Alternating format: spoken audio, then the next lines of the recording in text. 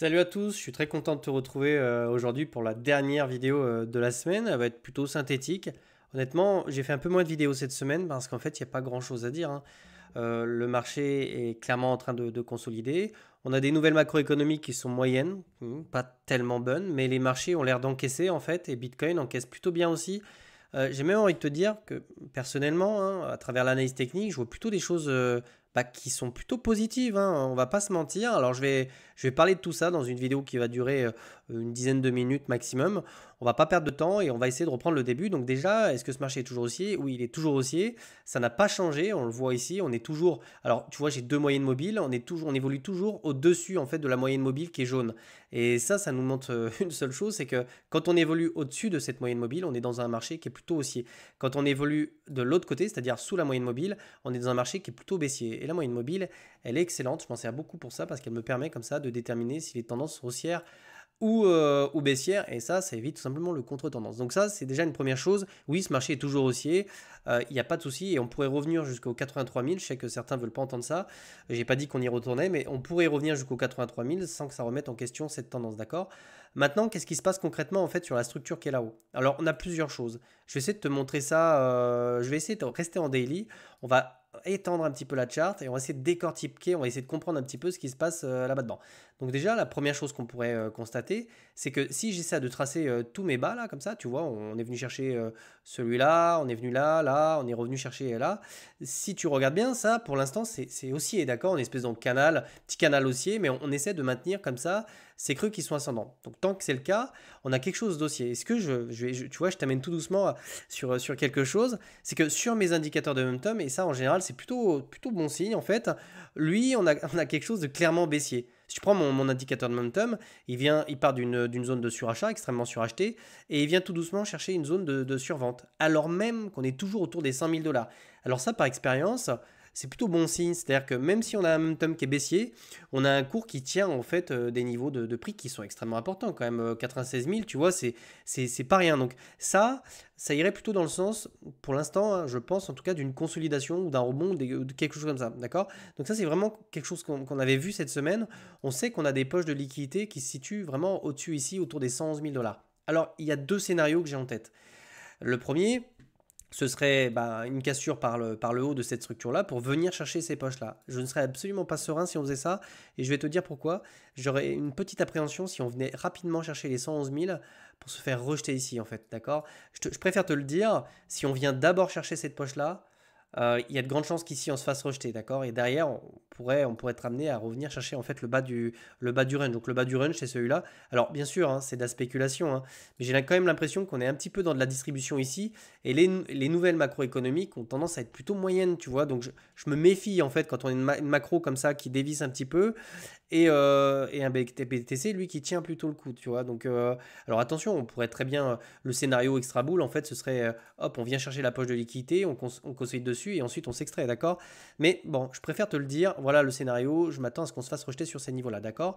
Euh, pour l'instant, c'est le scénario que je privilégie, compte tenu du fait qu'on revient chercher tout doucement des zones de survente, qui sont des points d'entrée, d'accord? C'est pas des points de sortie. Et les points de sortie, en fait, c'est des zones de surachat. C'est absolument pas, alors sur divergence évidemment, hein, le mieux c'est de prendre les divergences, mais c'est absolument pas en fait des retours en zone de survente, d'accord? Donc là, on a plutôt tendance à essayer de se positionner, alors on n'y est pas encore, mais si on revenait chercher les zones de survente, c'est plutôt des zones d'achat, d'accord? Donc pour le moment, plus on se rapproche de cette zone-là, là où tu vois, on a la neutralité, on commence à passer dessous, plus j'ai tendance à me dire que ça a l'air de tenir le coup, et en fait, ce qu'on risque de voir, c'est une cassure de ces niveaux-là, cassure de la moyenne mobile, alors c'est pareil, hein, on a une deuxième moyenne mobile, celle-ci elle colle un petit peu le prix, c'est une moyenne mobile exponentielle, et tu vois qu'en fait, quand on a le prix qui passe au-dessus, puis en dessous, au-dessus, puis en dessous, ça veut dire qu'en fait, on est simplement dans un range. Donc ça valide en fait, on sait que là, on est dans de la continuation, on n'est absolument pas sur quelque chose de tendanciel, d'accord? Donc ça, il faut le savoir.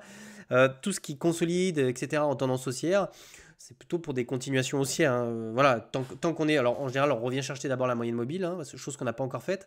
Ça peut être un objectif au passage, hein. Alors, pour l'instant, on n'a aucune idée de si on casse ça par le bas ou par le haut. Quoi qu'il arrive, si on casse par le bas, on a une bonne chance de revenir chercher en fait la moyenne mobile. Et ce serait un point d'entrée qui serait vraiment, je te le dis, 3 étoiles. Si toutefois on casse tout de suite le niveau sur lequel on est, et j'ai quand même l'impression qu'on a quand même de l'achat sur ces niveaux-là, et j'ai quand même l'impression personnellement qu'on va d'abord aller chercher la zone des 111 000, alors attends-toi à ce qu'on puisse se faire rejeter sur ces niveaux-là, d'accord? Je préfère te le dire. Tu peux, après, tu es libre, hein, tu fais un peu ce que tu veux, mais si tu n'as pas encore TP, si tu n'as rien du tout, si tu n'as pas de cash, les 111 000 dollars, ça peut être un bon point de sortie pour essayer de te protéger un petit peu, d'accord? Juste en prendre un peu, on ne sait jamais, ce n'est pas un conseil en investissement, évidemment, mais j'aurais tendance à te prévenir. Je préfère prévenir 3 fois plutôt qu'une, en fait, pour que vous soyez au courant que les 111 000. Ça reste des zones dangereuses. Pourquoi c'est des zones dangereuses? Eh bien, parce qu'en fait, on a vraiment des intérêts qui sont énormes. Et il n'y a pas un monde où on ne vient pas chercher ça. C'est pour ça que là, personnellement, là, c'est quand même en fonction de ce que je suis en train de voir sur le marché. J'ai quand même l'impression que si on vient d'abord chercher tout ça, il y a de grandes chances qu'on se fasse rejeter en fait sur ces niveaux-là dans un premier temps, d'accord? Donc tu es plutôt au courant. Ça aurait été rassurant en fait, je te le dis comme je le pense, ça aurait été vraiment rassurant de d'abord casser par le bas, tu vois, vraiment, venir chercher la moyenne mobile pour vraiment essayer de trouver une structure et ensuite revenir chercher le haut pour une continuation haussière. Ça aurait été ce qu'on aurait. Alors vous vous dites, oh pitié, non, surtout pas les 86 000. Mais en vrai, j'aurais été rassuré si on avait plutôt cassé par le bas, parce que casser par le bas en sachant qu'on a tous ces intérêts qui sont par le haut, ça nous invitait tout simplement à nous dire qu'on allait retourner les chercher, d'accord?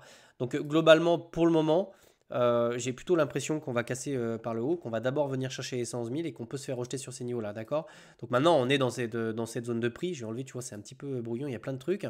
On a encore, pareil, on a cette moyenne. Alors, on a la moyenne mobile jaune, la moyenne mobile rouge. Alors, la rouge, souvent, on vient au-dessus et on se fait réintégrer très souvent. C'est souvent des options pour short le marché. Quand on repasse au-dessus de la moyenne mobile rouge, on la réintègre et on vient chercher des niveaux juste au-dessus.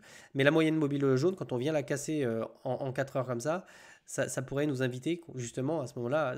Elle fait office de résistance, il faut le savoir, tu vois, elle tient le prix en dessous. Donc ça pourrait être aussi une information, d'accord?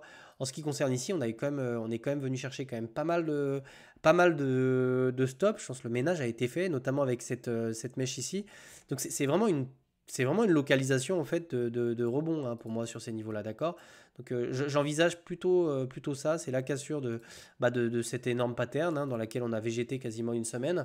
À la cassure de cette pattern, attends-toi à ce qu'on revienne chercher derrière absolument toutes les résistances. Donc on a celle-ci, ensuite on aura celle-ci, ça peut être très rapide, d'accord? Et ensuite celle-ci, d'accord? Une fois au-dessus des 9 000 dollars, donc les 111 000 dollars, comme je te le dis, je m'attends à ce qu'on se fasse rejeter sur ces niveaux-là. Donc tu pourras garder la vidéo sous le coude et tu verras qu'il y a de grandes chances qu'on ait au moins un retracement sur ces niveaux-là. Voilà, rien de plus. Là, c'est pareil, hein, c'est exactement comme ça dans toutes les unités de temps. On a quelque chose de plutôt baissier, là, tu vois. On a quelque chose de très baissier, alors même que sur mon indicateur ici, hop, je vais te montrer ça. Là aussi, on a quelque chose d'haussier. On a un récit comme ça qui commence à pousser. C'est exactement pareil en fait sur MACD. Tu vois qu'il n'y a absolument pas grand chose qui dépasse en fait sous les zéros.